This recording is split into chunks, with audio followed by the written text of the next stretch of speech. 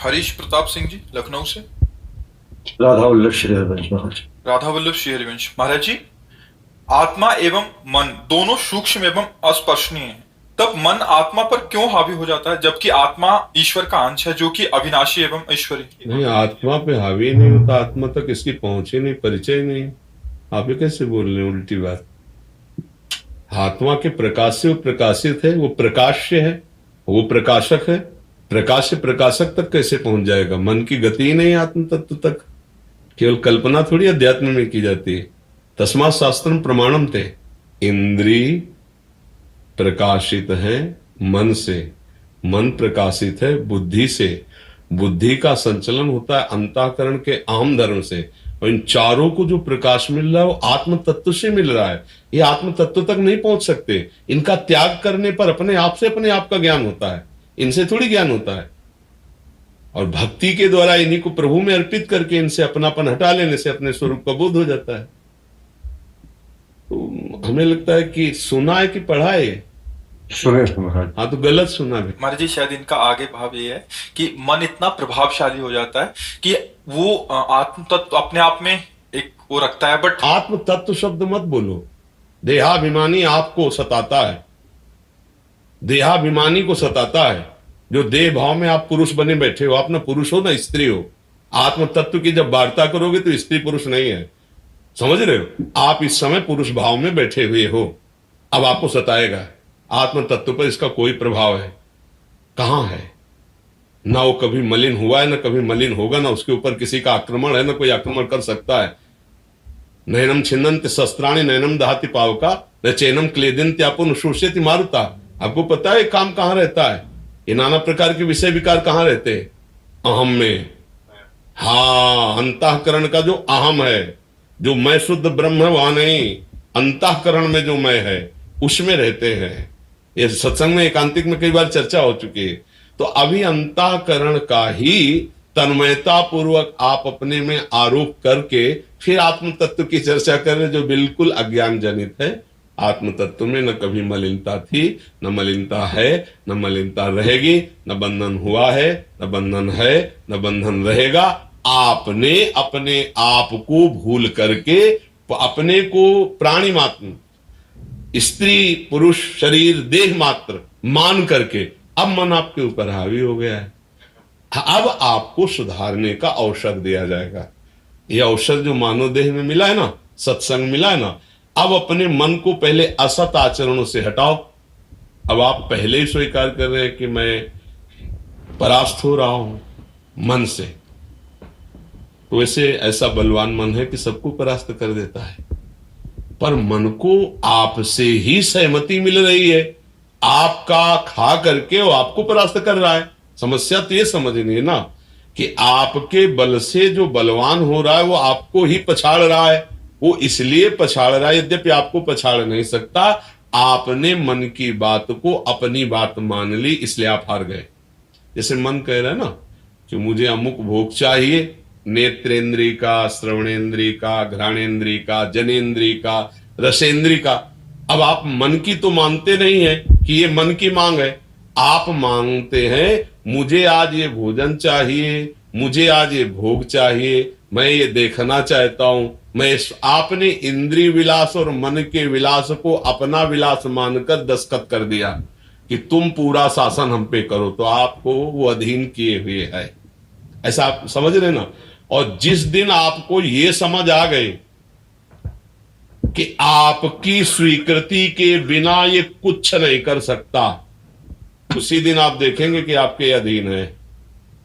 गलती हमसे जो हो गई उसका हम सुधार कर ले तो हम कभी मलिन हुए थे नहीं, मलिन है नहीं, मलिन होंगे नहीं। मलिन हुआ है हमारे विचार, हमारी गलती कि हमने अपने को शरीर मान लिया, अपने स्वरूप को भूल गए, अपने को आकार में फंसा लिया, अपने स्वरूप को भूल गए।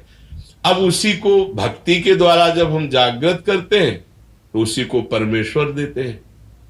वो आत्मस्वरूप परमेश्वर, वो अकाल, वो परमात्मा, वो ओंकार, वो राम, वो कृष्ण, हरि, ऐसे नामों से हम पुकारते हैं। उसी आत्म तत्व का नाम है। अब हम जपे राम राम, हरि हरि, कृष्ण कृष्ण, वाहे गुरु, राधा राधा, खूब जपे, अपने मन को एक बिंदु पे लगाना सीखें, और जब हमारा मन इनमें लगने लगेगा तो आप देखेंगे आपके अंदर एक आनंद की अनुभूति होगी। वो जब आनंद मिलेगा तो जहां जहां जा रहा था अभी तक उनसे घृणा हो जाएगी कि ये छक गया, मुझे नहीं चाहिए धोखेबाज भोग, नहीं चाहिए गंदी बात, नहीं चाहिए संसार के सुख, वो लौटेगा। अभी तो हम बातें कर रहे हैं लेकिन अंदर से मिठास है भोगों की। देखो अपने लोग क्या है कि उसको अनुभव किए, जैसे होता है पढ़ करके बोलना, और एक होता है जो पढ़ा है उसको अपने जीवन में उतारा है। हम बात कर रहे हैं संसार माया में है, लेकिन अंदर मिठास है कि संसार में सुख है, कुछ अनुभव नहीं होगा, केवल उपदेश कर लो, उपदेश सुन लो, रहोगे भोगों में ही, मन का मनोरंजन भोगों में होगा, परमात्मा में नहीं। अगर ये बात समझ में आ जाए कि नाम जपने से हमारे अंदर अध्यात्म बल आएगा, जो भूले हुए हैं, जैसे हमें पता है कि ये कार्य नहीं करना चाहिए पर हम कर रहे हैं, तो ऐसा लगता है कोई हमसे जबरदस्ती करा रहा है। जैसे पूछेंगे यार मुझे बिल्कुल इच्छा नहीं थी, पर कोई ऐसा लगता है कि क्या दिमाग में हो जाता है और जबरदस्ती मेरे से हो जाता है। हाँ, जैसे बाद में क्रिया के बाद नहीं होती कि कोई मुझसे ऐसा करवा, वो सही पूछो, कोई भूत नहीं है, कोई देवता नहीं है, सुख की इच्छा है। हम कह रहे हैं कि नहीं करना चाहिए, लेकिन अंदर से हमारे बैठा हुआ कि इसके भोगने में सुख मिलेगा, अब आप नहीं रोक सकते हैं। अब आप उस क्रिया में उतरेंगे, आज नहीं तो कल, कल नहीं तो परसों। और आपके अंदर जब ये बैठ गया कि उसमें सुख नहीं है, तो आप गलत भोगों के बीच में बैठे हुए भी निर्विकार रहेंगे। अंदर से जब हो गया कि सुख नहीं, ये ज्ञान कहां से होगा? नाम जप से।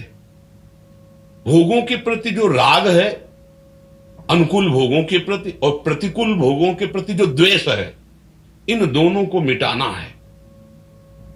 ये नाम जप से होगा पक्का। हमें अपनी छाती की बात करें, भजन के बिना ज्ञान अधूरा। सब जानकारी सबको है, ये कानून के विरुद्ध है, ये धर्म के विरुद्ध है, इतना तो लगभग सबके दिमाग में है कि जो मैं कर रहा हूं वो गलत है या सही है। पर जो गलत है उसको नहीं करना चाहिए, फिर भी कर रहा हूं, इसका मतलब मैं कमजोर हो चुका हूं। तो अब नाम जप करो, आपके अंदर बल आ जाएगा। आप जहां चाहोगे वहीं मन को रोक दोगे, जहां चाहोगे वहां इंद्रियों को रोक दोगे। साधना करके कुछ नई उपज नहीं होती, जो है उसी का अनुभव होता है। हाँ, जो जैसे हम किसी सरोवर के पास गए प्यासे, और वहां एक बूंद पानी नहीं दिखाई दे रहा, हरा हरा हरा हरा, ऊपर में छोटी छोटी पत्तियों वाली होती। अब अगर विवेक है तो हरा हटाइए और हटा के छोड़ दो, वो फिर उसी में आ जाएगा। आप काफी देर हटाइए, और जब वो सब हट जाएगा तो निर्मल जल है, आराम से पी लीजिए। आपके अंदर ज्ञान भरा है, और ऊपर काई लगी काम की, क्रोध की, लोभ की, मोह की, मद की, मत्सर की। अब इनको ज्ञान के द्वारा हटाना है। अभी हटा के वैसे आ गए, फिर आ गए, इनको निरंतर हटाना है।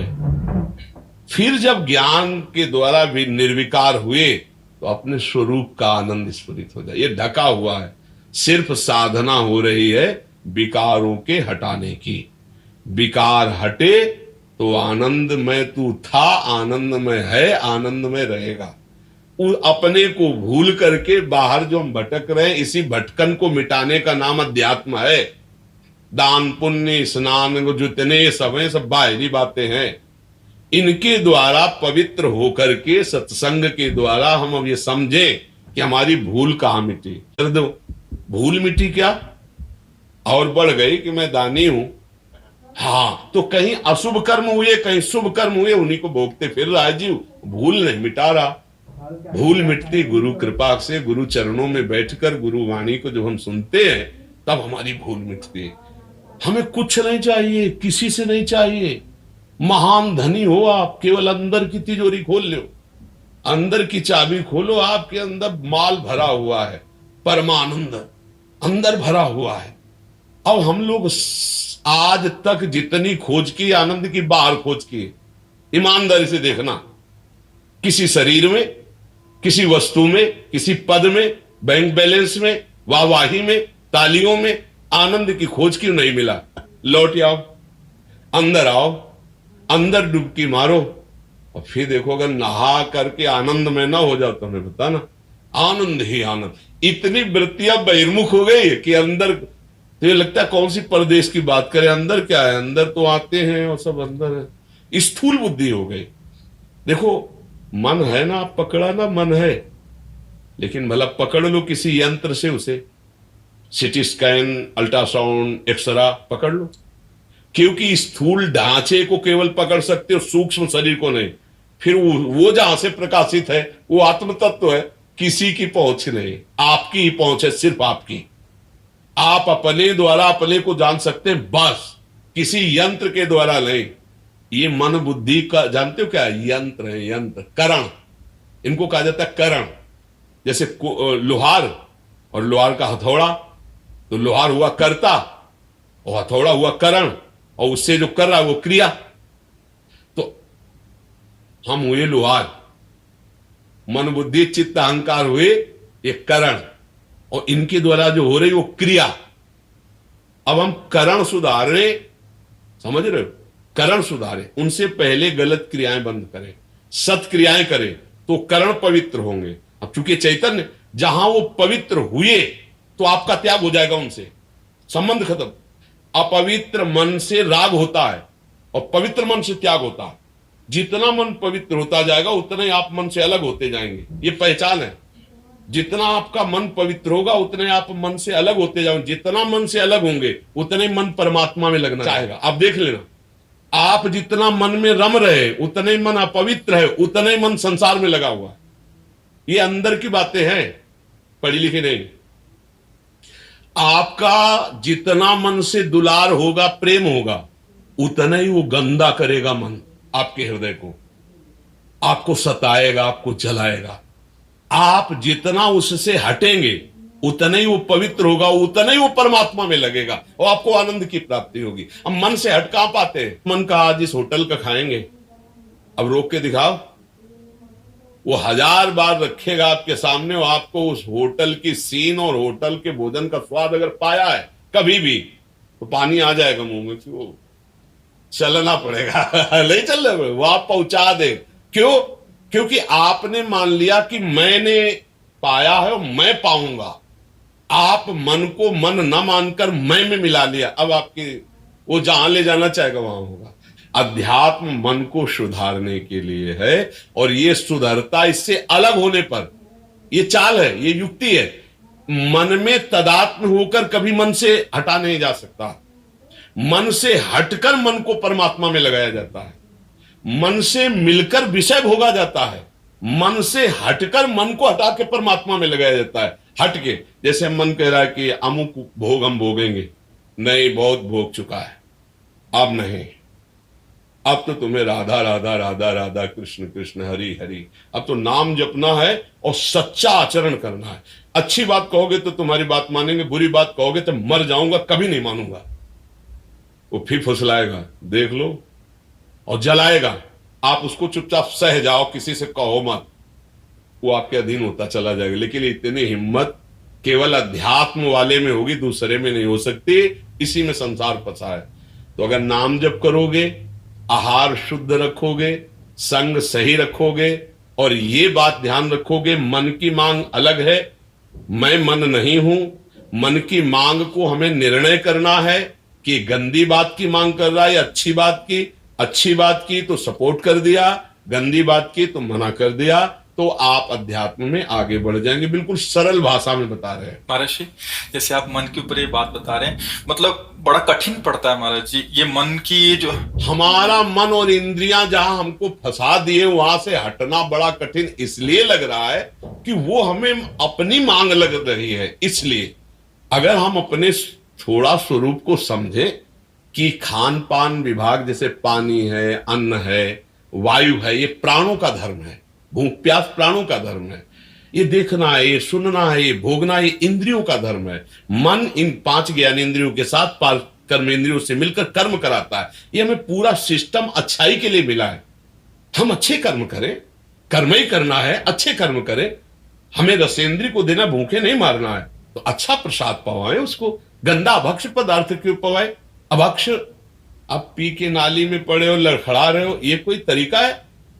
अरे भैया 100 रुपया के अंगूर लेके जाते, और घर में अपने बच्चों को, पत्नी को देते, कितना बढ़िया रहता। ठाकुर को भोग लगाते, आपस में मिलके पाते। हमारे को बुद्धि मिली, मन मिली, इंद्रियां मिली है, हमारे को शरीर मिला है, तो हम अच्छे काम करें। 100 रुपया किसी गरीब की दवाई में लगा देते, 100 रुपया किसी जो बीमार है, कष्ट पा रहा है, उसको दे देते। किसी गरीब के घर में एक दिन का भोजन होता 100 रुपया का, और 100 रुपया का पी के और अपमान सहते हुए गंदे आचरण कर रहे हो। ये हम लोग अपनी बुद्धि को, अपने मन को छूट दे दी। अब वापस लौटना बड़ा कठिन होता है, लेकिन आप लौटना चाहे तो लौट सकते हैं। आप में ताकत है, जैसे आप नीचे उतरे ऐसे ऊपर चढ़ सकते हैं आप, पर आप चढ़ना नहीं चाहते कि यार अब हमारे बस की बात नहीं, यार हम नहीं रह सकते, हम इसके बिना नहीं रह सकते, हम इसके बिना। ये इंद्रियों ने फंसा लिया। आप यद्यपि परमात्मा स्वरूप हो, आपको कुछ नहीं चाहिए। यही सत्संग में जब ज्ञान होता है तो बड़े बड़े पतित गिरे हुए जन वो अच्छे आचरण वाले बन जाते हैं, वो भक्त बन जाते हैं। समझ पा रहे? ये नहीं है कि कठिन है लेकिन होगा नहीं, ऐसी बात नहीं है। हाँ, असंभव नहीं कि भाई होगा ही नहीं, कठिन तो है, कठिन तो है। इसलिए कठिन के हमारा अभ्यास है। एक एक चीज अपना प्रभाव प्रकृति की रखती है। किसी भी वस्तु का अगर तुमने सेवन जीवन में किया है तो उसकी याद आएगी और वो आपको घसीटेगी। सोचो, आपने तो कई जन्मों से आप भोग ही भोगते चले आए, तो अब मन को हम सीधे परमात्मा में कैसे लगा पाएंगे? अभ्यास करें हम। अगर 24 घंटे में 5 मिनट भी आपका मन प्रभु में लगने लगा तो आपने बहुत बड़ी बाजी जीत ली। कैसे? बहुत जन्मों का बिगड़ेल मन 5 मिनट लगने लगा है, ये बहुत बड़ी बात है। अब धीरे धीरे हम उसको बढ़ा करके 24 घंटे में ला सकते हैं, क्योंकि लगने लगा ना, आस्तिकता आ गई ना, स्वीकृति हो गई ना, अब काम बन जाएगा। इसलिए आत्म तत्व परम निर्मल है, मन वासनाओं के कारण मलिन हो चुका है। हमको इस वासनिक मन को निर्वासनिक करना है, उसी के लिए साधना है। नाम जप करो, पवित्र आहार करो, गंदी बातें न सोचो, न देखो, न बोलो, न करो, तो आप फिर देखेंगे आपके अंदर आनंद की अनुभूति होने लगेगी। जो परमात्मा आनंद स्वाभाविक स्फुरित हो रहा है अंदर, उसका अनुभव होने लगेगा। अभी हम उसको भूल करके बाहर भोगों में आनंद ढूंढ रहे हैं। जी।